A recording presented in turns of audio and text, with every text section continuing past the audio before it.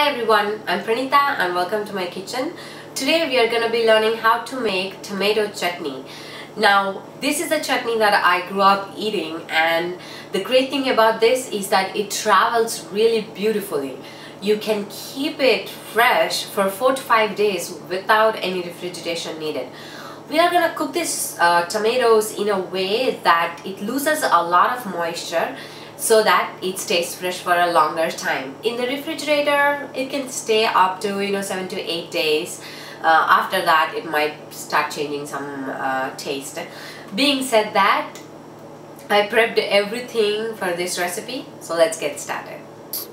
So these are the ingredients you're going to need for this recipe. Here I have about 6 tomatoes chopped up.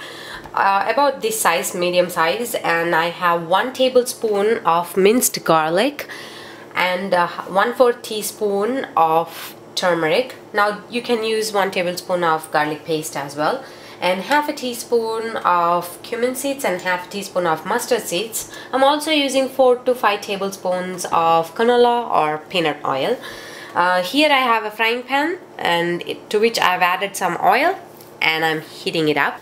So here the mustard seeds have started spluttering, and this recipe kind of like you have to work very fast, because as soon as the mustard seeds splutter, the garlic and the turmeric doesn't take much time at all to cook. So you want to have your spatula and everything ready to go. I just grabbed myself a spatula, and while that's happening, I've already added the turmeric and garlic. It doesn't take much time to cook the garlic. Just give it a stir and go ahead and add the tomatoes. Stand back. And there you go. Now you want to add some salt and chili powder to this. We're gonna bring this to a nice boil. Make sure that you cover the dish and bring it to a nice boil.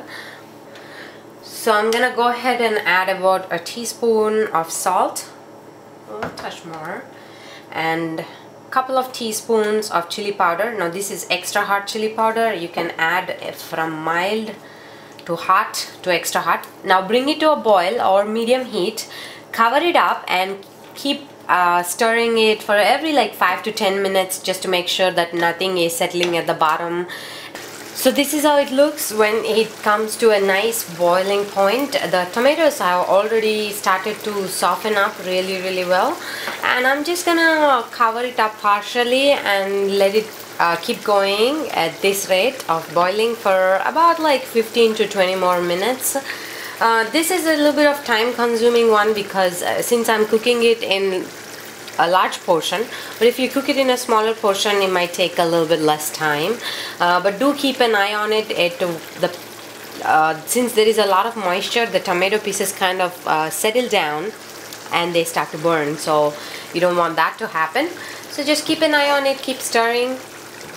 Now the curry is at halfway point, and as you can see, the water level was here before, and now it has thickened really beautifully, and at this point it can burn at the bottom. So just keep stirring and keep cooking for 15 more minutes and until it thickens nicely. The thickness that you want, nice and red and nice and thick. And as I said earlier, don't be intimidated by all the oil in it.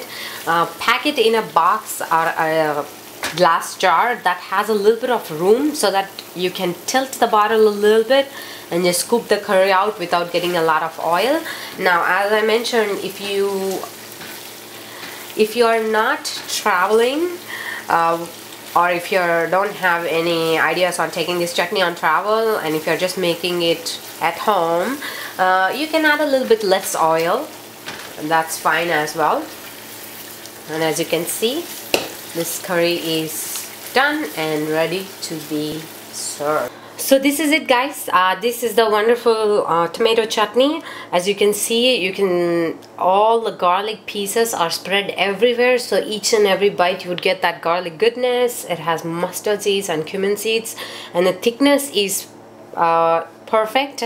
to travel or to eat. And this is also a nice dip for this Indian snack called chakinalu. I would love this white chakinalu with this tomato chutney a little bit, or it can be a nice substitute for pasta sauce on your homemade pizzas or naan pizzas if you make it at home. So here is the tomato chutney ready to be served. Thanks for watching. You can find this recipe and many more at booklesscooking.com.